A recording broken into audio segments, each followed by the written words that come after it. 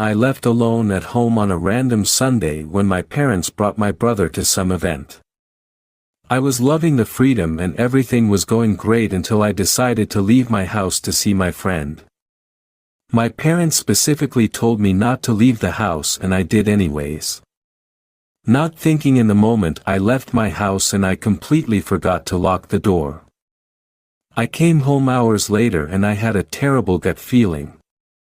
Something felt weird and I noticed that cabinets were left open and stuff was scrambled around the house.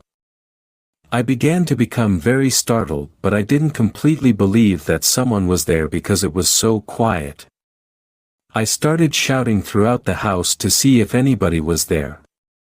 There was no answer. I started to feel better until my phone started ringing. I looked down and it was an unknown ID. Looking for attention, I answered the phone and I heard deep and heavy breathing.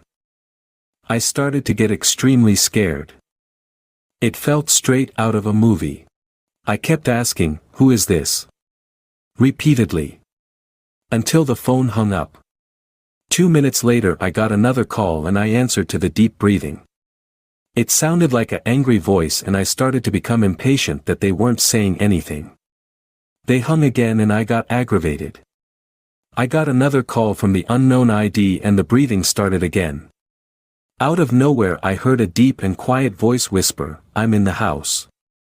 My heart stopped and chills ran down my spine. I've never been so scared in my life, but I acted tough thinking it was a prank call from my friend or brother, knowing I was home alone.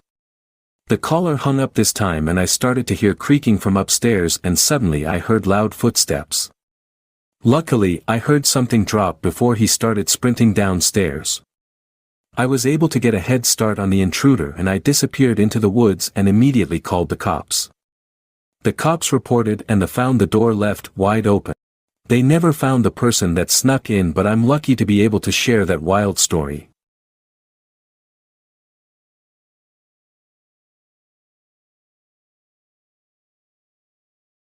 This happened exactly a year ago when my parents left with my sister for an event in Austria, leaving me alone in the house for 3 days. I remember feeling a mix of excitement and nervousness because I had never been alone in the house for such an extended period before. The first night passed without incident, and I settled into the solitude, enjoying the freedom of having the house to myself. However, that feeling of unease crept in during the night. I woke up suddenly, sensing that someone was watching me. It was a chilling feeling, but I dismissed it as my imagination running wild in the quiet of the night. The following day, despite trying to shake off the eerie sensation, I couldn't shake the feeling that I wasn't alone. I checked the entire house, room by room, but found nothing out of place. I convinced myself it was just nerves and tried to distract myself by watching movies and keeping busy. It was the final night that things took a disturbing turn. I woke up again, this time between 2 and 3 a.m., to the sound of footsteps outside the house. My heart raced as I grabbed a flashlight and cautiously ventured outside. I walked around the perimeter of the house, trying to locate the source of the noise. That's when I heard a rustling coming from the woods nearby. Against my better judgment, I moved towards the woods to investigate. As I walked deeper into the darkness, the feeling of being watched intensified. Suddenly, I heard a noise behind me and whipped around, but there was nothing there. Fear gripped me, and just moments later, a chilling scream pierced the night air. Without hesitation, I sprinted back towards the safety of my home. Once inside, I locked all the doors and peered through the curtains. My heart sank when I saw a figure standing at the edge of the woods, staring directly at me. Panic set in as our eyes met, and in a moment of pure terror, the person turned and disappeared into the darkness. When my parents returned, I couldn't bring myself to tell them what had happened. I feared they would worry too much or dismiss it as a figment of my imagination. To this day, they remain unaware of that unsettling night. Since that incident, I've been back home several times, each visit filled with apprehension, but I've never seen that person again. I still don't know who he was or what his intentions were, but I pray I never have to encounter him again. Reflecting on that experience now, I'm grateful to be able to share this story with others. It's a reminder of how quickly our sense of security can be shattered and how important it is to trust our instincts.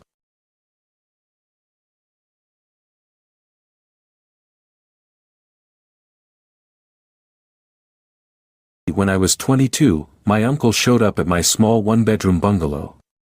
As always, every time any of my 4 uncles showed up, my heart sunk.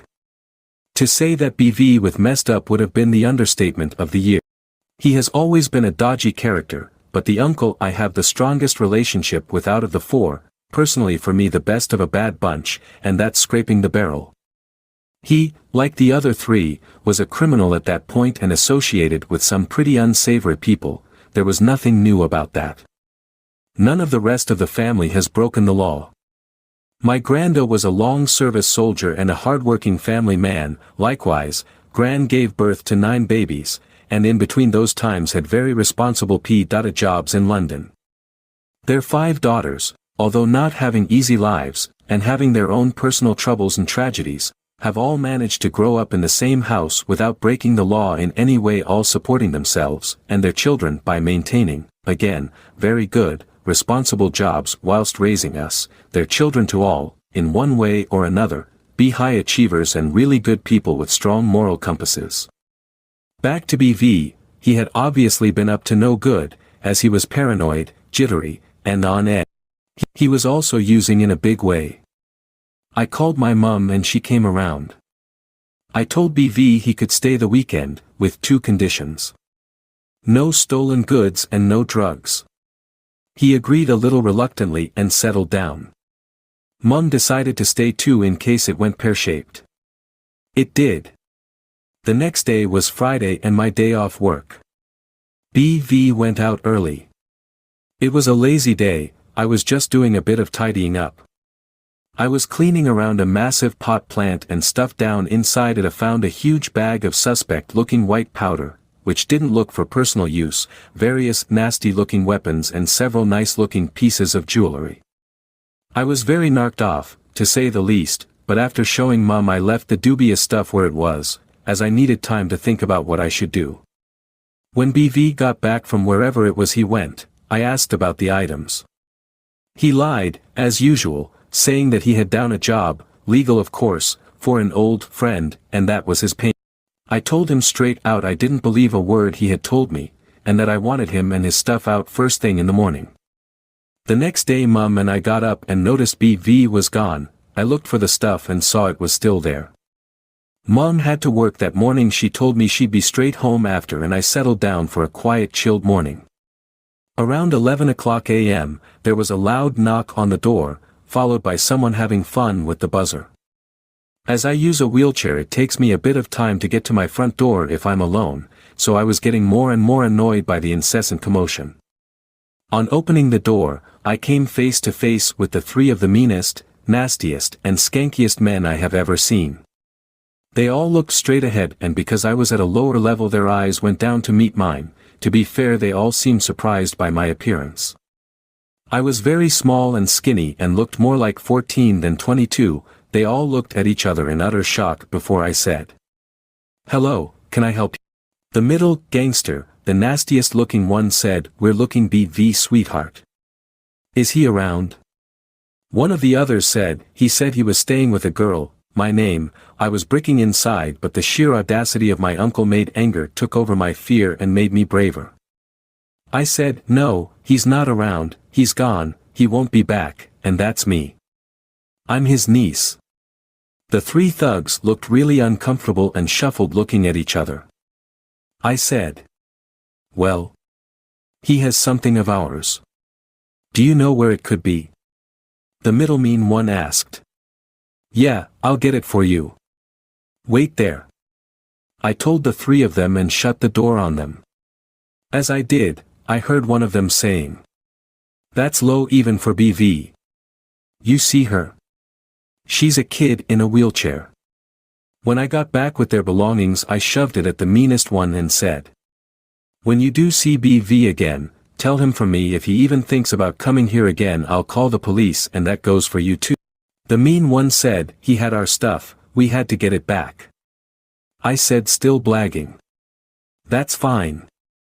I'm just saying what I will do. The three thugs nodded and left hurriedly. After they left, I was shaking all over. I was really scared and upset. When Mom got home I told her about the incident. She went ape. I know that at a later date she saw her brother and threatened him with something nasty if he ever came near me or brought his criminal scumbag mates around me again, and to give his due, he never had.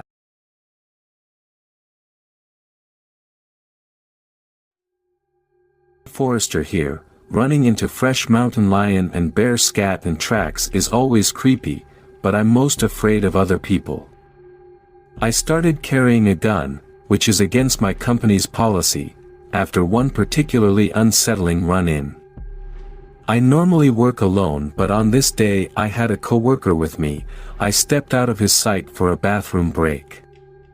We were way off the grid, thought we were the only people for miles. All of a sudden I see a man standing motionless about 20 to 30 feet from me. It scared the shit out of me and I scream in obvious terror. He doesn't say a word, and I'll never be able to accurately describe the look on his face. It was pure evil. I could feel his intent. He takes a step towards me, at which point my coworker yells, "Are you okay?" The guy then just turns around and walks away, disappearing back into the woods. I'm a woman BTW, and I know for a fact if I had been alone that day he would have assaulted me.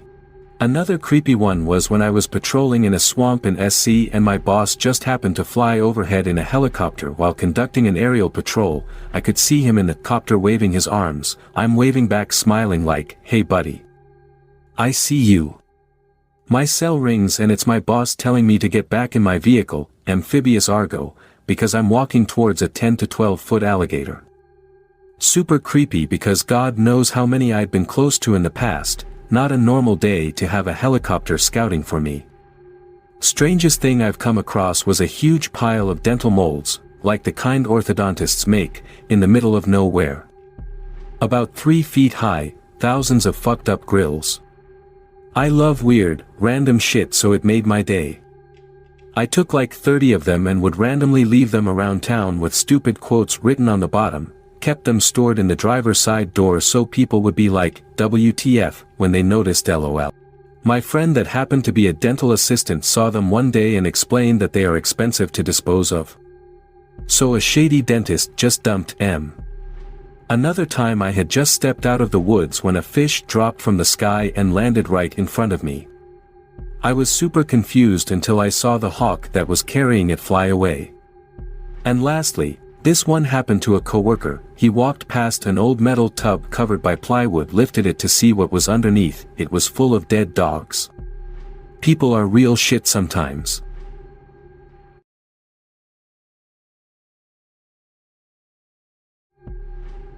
Worst story for me was when 3 bears entered our campsite at like 2 o'clock in the morning when we were sleeping in a tiny little tent. Pitch black outside, but we were high up the mountain, so when laying in the tent, you could see the moonlight filtering through the thin plastic of the tent and the silhouettes of the trees and stuff.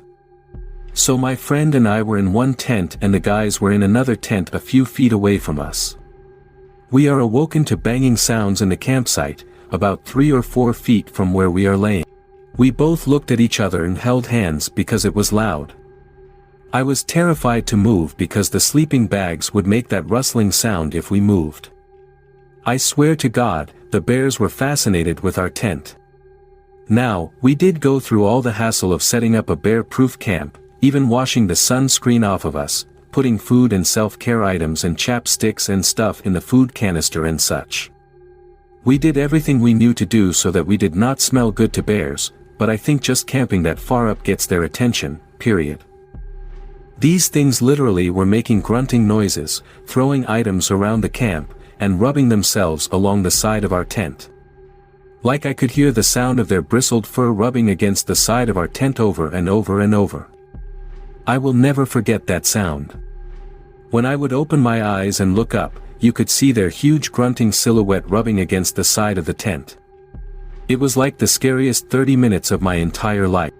3 gigantic bears were a mere inch away from me, and the only thing that separated us was the thin plastic of the tent that they could shred in half a second. After what seemed like an eternity, they wandered away, and the guys came flying into our tent carrying the gun. We huddled there, all 4 of us like terrified schoolgirls, until the sun came up. When we took a look at the camp, everything that had been sitting out, mostly bags and clothes and non-food item stuff, was destroyed and scattered. I never went camping again after that experience. It terrified me. Before that, I never really thought what was out there. Now I know.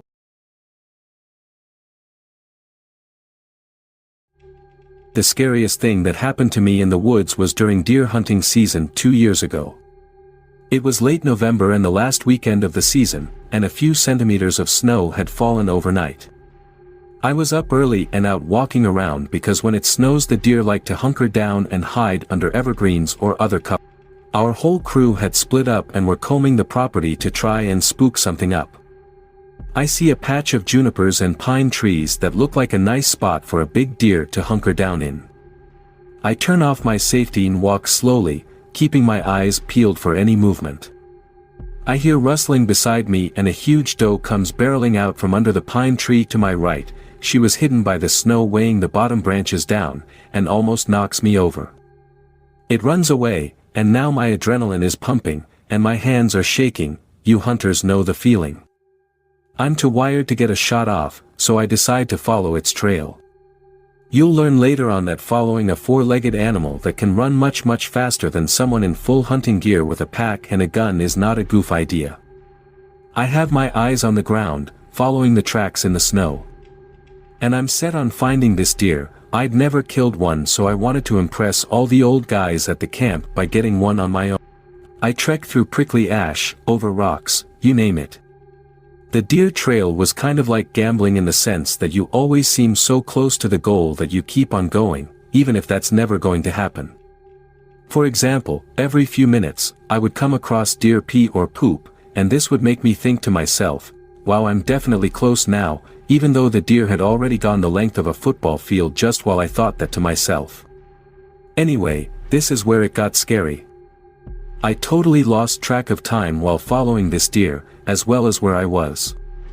Luckily, I had a GPS/radio on me, so I pulled that out to get my bearings. My stomach dropped when I saw the little red arrow that represents me in the literal middle of nowhere.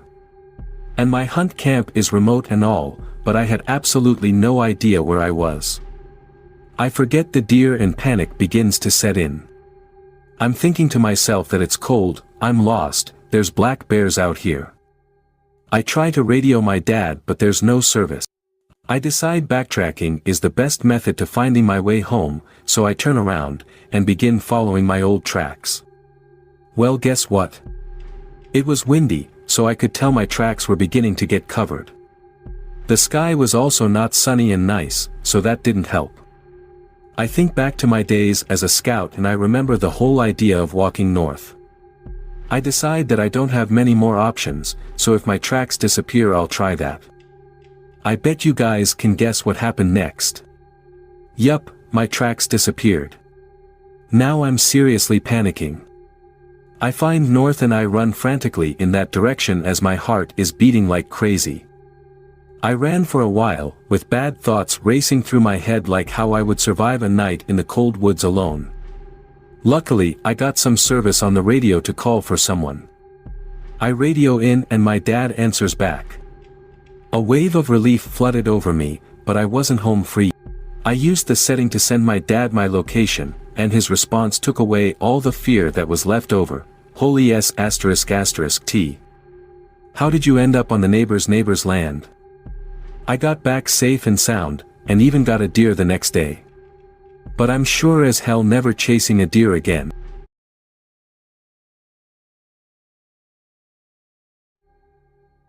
I was 14, my brother was 12 and my boyfriend was 16 at the time of this story. I don't live near the woods, but my great-grandma did. We visited her quite frequently before she passed. Oftentimes when we visited her, me, my younger brother and my at the time boyfriend would go into these woods. We never went too far into them, but one day we did. We walked quite a bit further than we normally did, but knew how to get back as we only walked straight ahead. We came upon a small path and I used a few sticks and rocks to mark where we had stumbled upon it in case the path had twists and turns. After a few more minutes of walking we saw a cabin up ahead, but it was what was around it that gave us the creeps. We were higher up on a hill, so we had a pretty good view of it. It had 3 wrecking balls without the crane part and they were covered in graffiti. There was also 2 dummies duct taped to a pair of metal poles.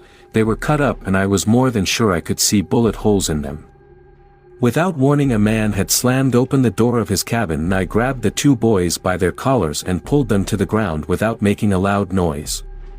The man had a gun and a knife and he started cutting and then shooting at the dummy. I had decided it was time for us to leave as we didn't know if he was dangerous or not. So I had the boys stay on their bellies and Army crawl a little ways away. After we crawled a good distance away to be able to get up without being seen, we practically jumped up and ran straight back to my grandma's house, never mentioning to our parents what happened.